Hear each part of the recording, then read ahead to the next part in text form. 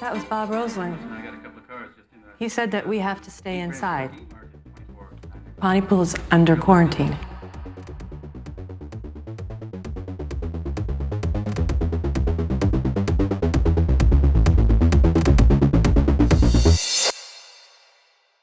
Une œuvre d'art est un objet temporel. C'est-à-dire qu'elle se place à la fois dans le contexte de sa réalisation et dans le contexte où elle est visionnée, perçue ou comprise par une personne. C'est ainsi qu'on peut à toute époque extraire une réflexion à partir de ce support, que ce soit pour en faire la critique ou pour servir un propos. Du coup, je me suis posé la question suivante. Peut-on parler avec sérieux de l'actualité à partir d'un film de zombies ? Alors avant de commencer, je tiens à dire que nous n'aborderons pas la question de la pandémie au sens médical, infectieux ou biologique, ça ce n'est pas mon domaine. Ce dont je veux vous parler, c'est ce qui se cache dans une œuvre d'art et peut être interprété au regard de la situation actuelle. Mais d'abord, un petit peu de contexte. Attention, les extraits de films proposés dans cette vidéo contiennent des morts vivants qui font agro-grou, ainsi que des images et propos tenus par Éric Zemmour. Cela peut heurter certaines sensibilités. Sachez en outre que les extraits ne contiennent aucun téton. Car pour une raison que j'ignore, la poitrine des femmes, du moins leur représentation, est considérée au cinéma plus dangereuse que les armes à feu et beaucoup plus violent que les gerbes de sang. Bon visionnage, bisous. Les zombies trouvent leurs origines dans la culture haïtienne et plus particulièrement dans le sortilège vaudou, où le terme zombie sert à la fois à désigner le mot esprit ou revenant. Les appropriations culturelles ont transformé la terminologie au point qu'actuellement, dans la majorité des œuvres d'art, un zombie est simplement une personne qui a perdu sa conscience et devient violente et souffre d'une maladie très contagieuse. Aujourd'hui, les zombies font partie de la culture internationale, au sens où ils sont présents dans de nombreuses œuvres d'art telles que des films, des livres et des jeux vidéo. Au point où il y a fort à parier que vous avez déjà entendu ce terme, même si les genres de l'épouvante et de l'horreur qui sont généralement associés à la culture zombie vous sont totalement indifférents. Bien que ces genres ne soient pas tout à fait représentatifs de la culture zombie, ce que nous verrons dans un instant. On peut donc parler d'un véritable phénomène, et chaque année, dans de nombreux pays sont organisés des zombie walks. Et oui, bien que les appellations divergent selon les auteurs et autrices du genre, c'est toujours le même schéma de contamination. Qu'il se fasse appeler zombie, infecté ou encore schtroumpf noir, un hôte est infecté d'une manière ou d'une autre, il perd ses capacités cognitives plus ou moins, puis il cherche à son tour à contaminer quelqu'un d'autre, et ainsi de suite. Selon la temporalité du récit, c'est-à-dire en fonction du temps qui s'est écoulé depuis la première contamination, nous retrouvons des éléments typiques d'un monde infecté. Ainsi, bâtiments en ruine, nature envahissante, voitures à l'arrêt et ses autoroutes encombrées, on a des bateaux échoués et autres avions écrasés, tout ça ponctue le récit, permet d'identifier que d'une part, ça va mal, oui, ça va très mal même, mais d'autre part que ce n'est pas la fin du monde, mais plutôt c'est la fin d'un monde. Et ce n'est pas anodin, c'est même l'ensemble des outils du monde moderne qui sont mis à mal, poussant les survivants et les survivantes à s'entraider ou à s'affronter, c'est selon. Les films de zombies et d'infection en général permettent une satire sociale évidente. Ainsi, les morts-vivants peuvent tour à tour incarner la peur de la pandémie, mais aussi la peur de la pensée unique. Puisque, je le rappelle, le but des infectés dans toutes les œuvres de fiction est de transmettre une maladie à chaque individu pour qu'il rejoigne une masse d'êtres dépourvus de ce qui caractérise l'humanité, à savoir la conscience de soi, et la capacité de jugement. Ainsi, Richard Matheson, dans son roman Je suis une légende, en 1954, décrivait déjà une humanité ravagée par une maladie causée par une morsure de chauve-souris. Je sais que les infectés du livre sont à mi-chemin entre le vampire et le mort-vivant, d'ailleurs il parle dans le livre, mais il y a une finesse dans la description des infectés qui sont non pas représentés comme une masse de morts décérébrés, mais plutôt comme une nouvelle forme de société à laquelle Robert Neville, le personnage principal, essaye de résister de toutes ses forces. Plusieurs films seront issus de ce roman, The Omega Man avec Charlton Heston, ce film est super cool, et Je suis une légende avec Will Smith, qui lui connaît par cœur Shrek.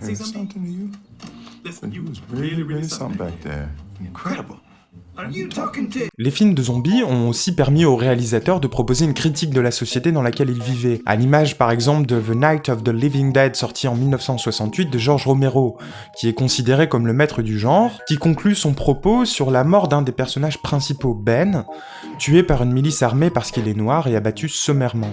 Son corps est alors jeté sur une pile de cadavres à laquelle on met le feu. Ces images font évidemment référence à la ségrégation raciale qui était encore inscrite dans la loi jusqu'à la fin des années 60 aux États-Unis, et bien évidemment font aussi penser au lynchage des personnes noires. Bien sûr, les analogies sont nombreuses, ainsi pêle-mêle dans un film de zombies on peut constater une critique de la société de consommation comme dans Dawn of the Dead, de la domination de classe dans Land of the Dead. On ressent diverses influences dans la société présentée, dont l'organisation fait penser à celle de la seigneurie médiévale. Il y a un dirigeant dans sa forteresse, entouré de bidonvilles qui sont l'équivalent de villages, où le peuple vit dans des conditions délétères.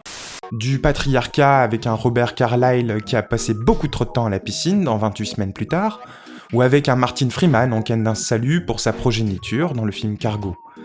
Des mécaniques de solidarité et du rapport à l'individualisme dans Zombieland, une critique du formalisme dans Shaun of the Dead, la violence subie par les personnes homosexuelles dans notre société, The Last of Us 2, les liens entre la police et les banlieues en France, comme dans le film La Horde de Yannick Dahan,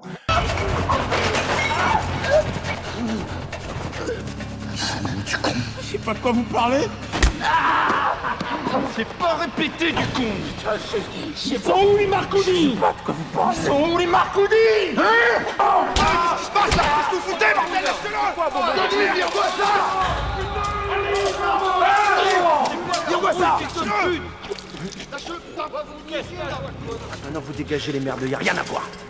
et parfois dans un élan grand quignolesque, un réquisitoire contre les méfaits de la gymnastique artistique dans la totalité des... Mais bien sûr, ces éléments sont souvent mis en arrière-plan puisque le principal sujet est tourné autour de la notion de survie.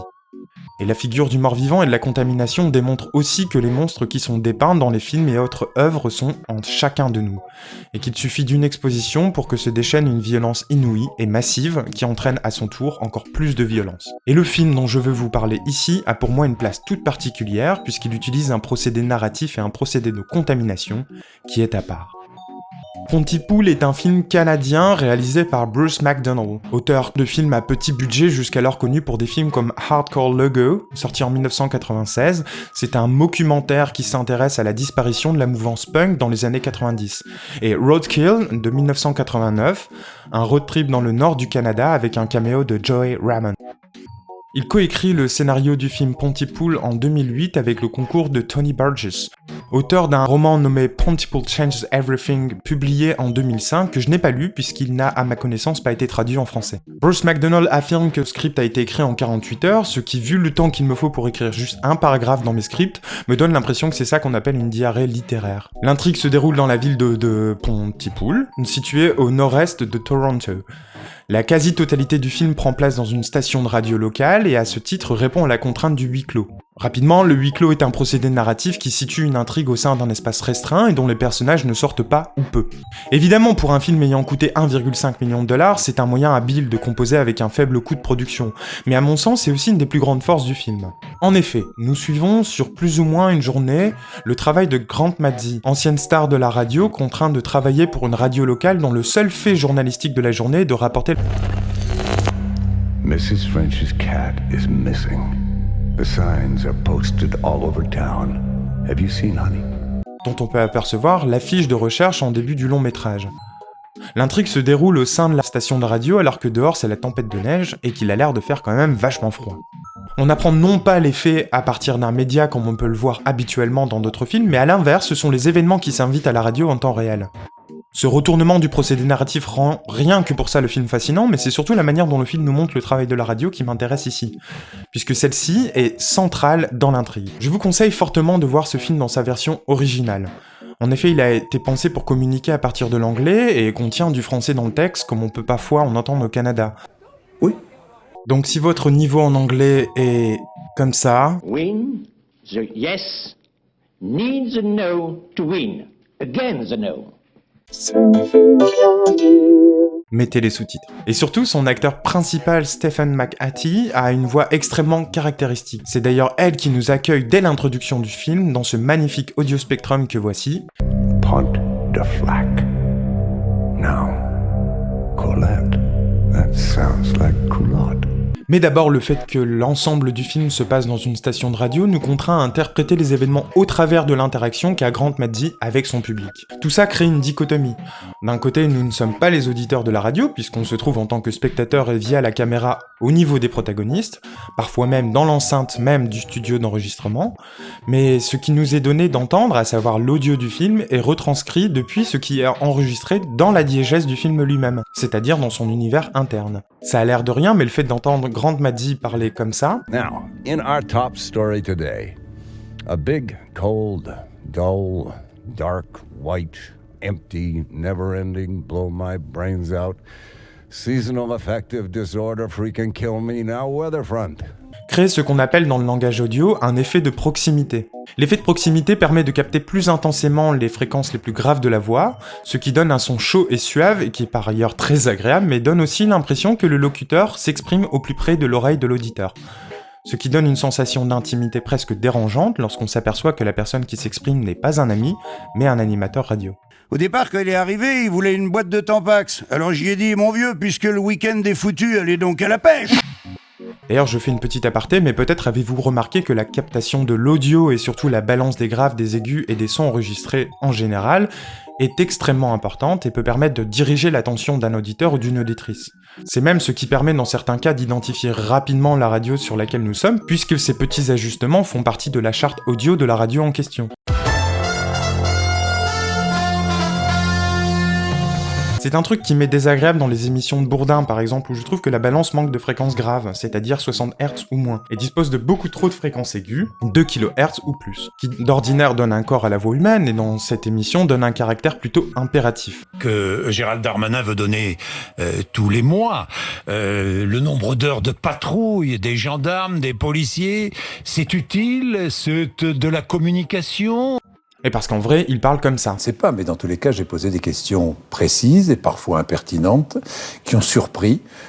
Or, ça ne devrait pas surprendre. Si la technique en elle-même ne vous intéresse pas, sachez pour autant que vous n'avez pas besoin de comprendre cette théorie pour être affecté par ces informations. Tout comme nous n'avons pas besoin de connaître le solfège pour être ému par de la musique, et de la même manière que l'on n'a pas besoin d'être plasticienne, graphiste ou spécialiste de l'art pour que les couleurs dirigent notre attention ou contribuent à nos émotions, même inconsciemment. Dans le film, les faits sont rapportés pêle-mêle, au point qu'il n'apparaît pas nécessaire, face à la stupéfaction des événements, de vérifier les sources avant de les rapporter. Ou plutôt si, lorsque Sidney indique à plusieurs reprises qu'aucune information n'est disponible sur les canaux communs. Nigel, the honest truth is that no one has officially come out ahead on this. We simply do not know. Mais le mal est déjà fait. À ce moment de l'intrigue, on ne sait ni si quelqu'un écoute la radio, ni si les informations proposées sont crédibles. C'est l'arrivée du docteur qui chamboule la donne avec les informations qu'il rapporte. Mais celles-ci ne sont basées que sur ses observations. Peut-on ou doit-on croire que cette personne qui est visiblement accusée de revente de médicaments sans ordonnance peut être crédible? Ça, je ne sais pas. On navigue dans ce film dans un climat de délitement de la réalité lorsqu'on est face à des événements inexpliqués, rapportés en temps réel par des personnes qui sont sous le choc.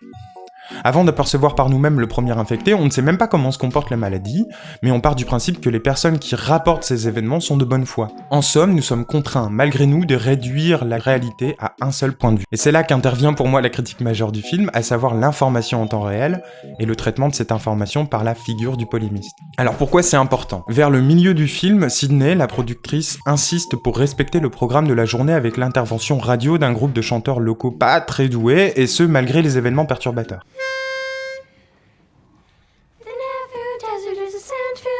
If you fall off your camel, it cannot hear. The Nefu Desert is a sand-filled deer. If you fall off your camel, it cannot hear. Les chanteurs sont présentés comme Lawrence and the Arabians, en lien avec le film Laurence d'Arabie sorti en 1962. Mais certains éléments de la scène méritent selon moi une explication puisqu'ils sont en lien direct avec mon raisonnement. Laurence d'Arabie est un récit épique tiré de la vie de Thomas Edward Lawrence, officier britannique et écrivain ayant servi durant la Première Guerre mondiale et ayant participé à la Grande Révolte arabe de 1916. Alors les faits historiques sont complexes, mais en gros il faut retenir que l'objectif des insurgés était de libérer la péninsule arabique de l'Empire ottoman et de créer un État arabe unifié de la Syrie au Yémen. Ces événements sont en toile de fond du film de 1962 et dans Pontypool, on est face à une toute autre histoire. Les personnages qui viennent chanter à la radio sont grimés, ce qu'on appelle dans le cinéma une blackface. Mais ils sont censés passer à la radio, donc les déguisements ne sont pas destinés aux auditeurs mais à nous spectateurs. La chanson parle d'un désert inhospitalier et un des personnages se trouve être Oussama Ben Laden. Le film sort en 2008 et le 11 septembre est encore ancré dans l'imaginaire collectif. Les forces armées canadiennes interviennent dès 2001 sur le territoire afghan en coalition avec les États-Unis et elles resteront sur le territoire jusqu'en 2014. Alors je ne sais pas si c'est voulu de la part de l'auteur, mais le fait de nous montrer des personnages grimés qui mélangent les révoltes arabes de 1916 avec le conflit contre Al-Qaïda, près de 90 ans plus tard dans un territoire qui n'est pas du tout dans la péninsule arabique, et c'est pour moi très signifiant. Pour vous donner une idée en termes de distance, là on va dire que c'est à peu près 3500 km, c'est la même distance en voiture pour rejoindre Tromsø en Norvège en prenant la voiture depuis Paris.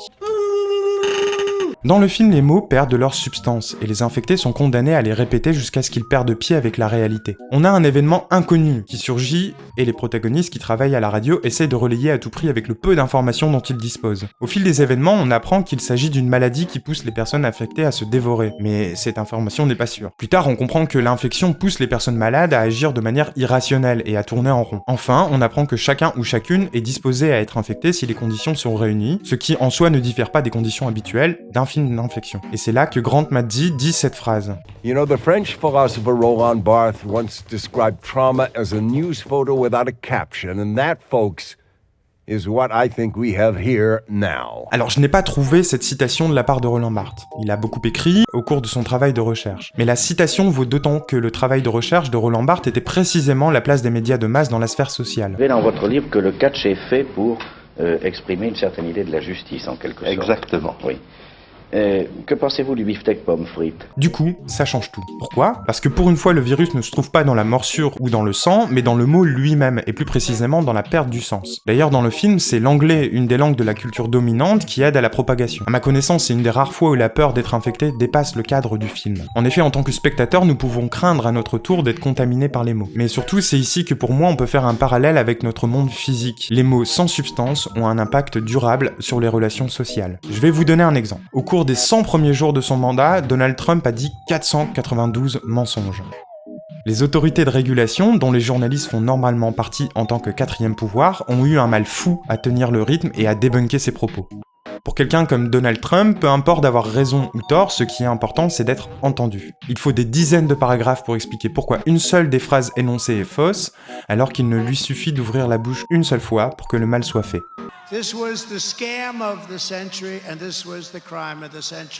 Tout ça contribue à une allégorie appelée la fenêtre d'Overton, qui stipule que pour être accepté comme une opinion valable par la société, un tabou comme le racisme doit être traité dans la sphère médiatique comme une opinion parmi d'autres.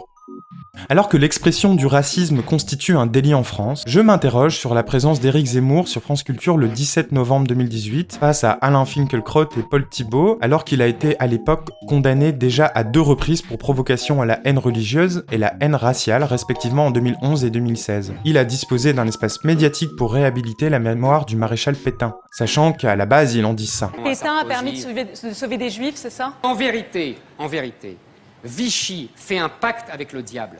C'est qu'il négocie avec les Allemands et qui dit « on vous donne les juifs étrangers, sans savoir jusqu'en 1942 qu'ils seront tous exterminés », parce que c'est important à savoir. La politique de Vichy était de livrer le maximum de juifs.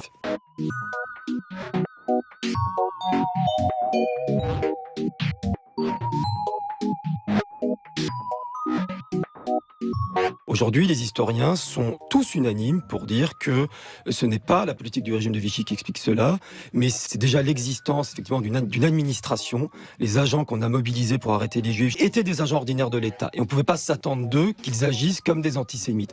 Donc notamment la rafle du Veldiv, j'ai pu montrer que les 2/3 des Juifs qui étaient visés ont échappé à la rafle du Veldiv parce que tous les agents n'étaient pas très zélés, et puis parce qu'il y avait un environnement social qui a protégé beaucoup de Juifs. Mais la politique de Vichy était de livrer le maximum de Juifs. Mes sources, j'ai pas cité mes sources. Non, comme ça vous permet de dire absolument ce que vous voulez.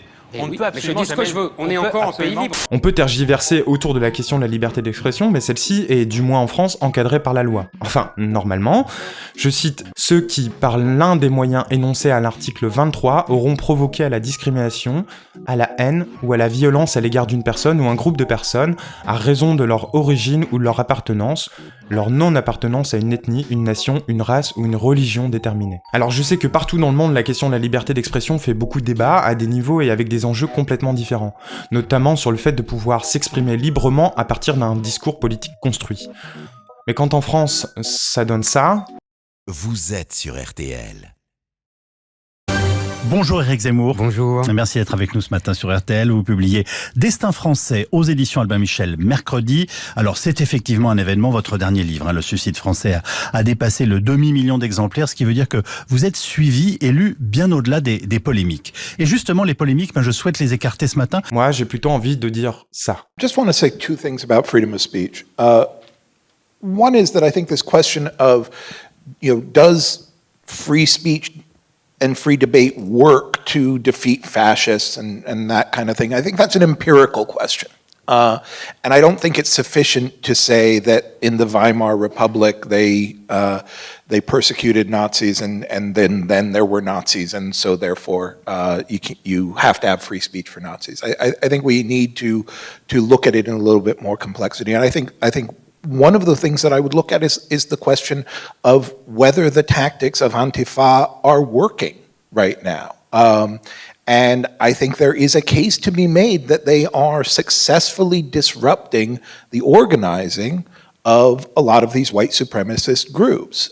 Les mots contaminent, les concepts aussi. Du coup, c'est pas étonnant que les concepts qui n'ont pas été correctement débunkés, tels que Moi, je pense que l'islamo-gauchisme gangrène la société. se retrouvent partout dans la sphère médiatique et sociale, alors que ce terme n'a aucune origine scientifique. Peu importe que ce soit vrai ou non, du moment qu'on en parle. La situation actuelle est extrêmement alarmante.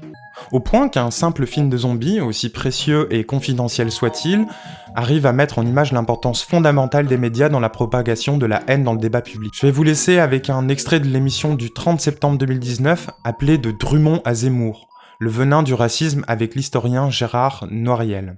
Il s'agit d'un livre qui porte sur la polémique, bien sûr, et en particulier donc sur le fameux Éric Zemmour que tout le monde connaît, polémiste, raciste, homophobe, ultra-réactionnaire, anti-féministe et j'en passe.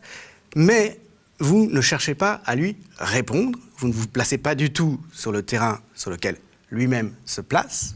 Votre démarche est complètement différente, c'est une démarche d'historien. Effectivement, moi je connaissais, de par mes travaux sur l'histoire de l'immigration, de l'antisémitisme et du racisme, j'avais rencontré ce personnage d'Édouard Drummond, qui est aussi, lui, un journaliste. Et donc j'analyse dans le premier chapitre donc, les trajectoires où il y a des parallèles. Alors il y a 130 ans d'écart, évidemment, il y a des multiples changements, mais la structure, c'est ça qui est très important, me semble être la même. Et c'est pas un hasard, c'est parce que Drummond appartient à une génération de journalistes qui fait son succès, je dirais, au moment où la presse de masse s'impose, c'est-à-dire au moment où on entre dans la logique dans laquelle nous sommes encore aujourd'hui. C'est pour ça qu'on peut faire la comparaison. C'est-à-dire, à l'époque, il n'y a pas de télé, il n'y a pas de radio, mais il y a la conquête du public populaire. Et ça, c'est nouveau. Par la presse de masse. Par la presse de masse. Donc, Drummond publie le livre, son best-seller, parce que c'est aussi 2 best-sellers, les livres de Zemmour, Destin français, donc 400, 500 000 exemplaires, je crois, et Drummond, qui a été, sa France juive, ça a été le premier best-seller des essais politiques de la Troisième République. C'est ça, il fait un tirage phénoménal avec ce livre en 1886. Où il ne trouvait pas d'éditeur au départ. Et il a publié quasiment un compte d'auteur avec l'aide d'Alphonse Daudet, voilà, enfin tout ce milieu réactionnaire catholique, antisémite de l'époque. Et c'est un succès monstrueux. Donc, je me suis demandé comment se fait-il que des gens, que ce soit Zemmour aujourd'hui ou Drummond à l'époque, qui se prétendent historiens, mais quand on regarde de près, c'est ni fait ni à faire, enfin c'est n'importe quoi, puissent rencontrer un tel succès. Voilà, c'est tout pour cette vidéo, merci de l'avoir regardée jusqu'au bout. N'hésitez pas à partager et à commenter, ça aide mon travail avec les questions de référencement. Mais surtout, prenez soin de vous.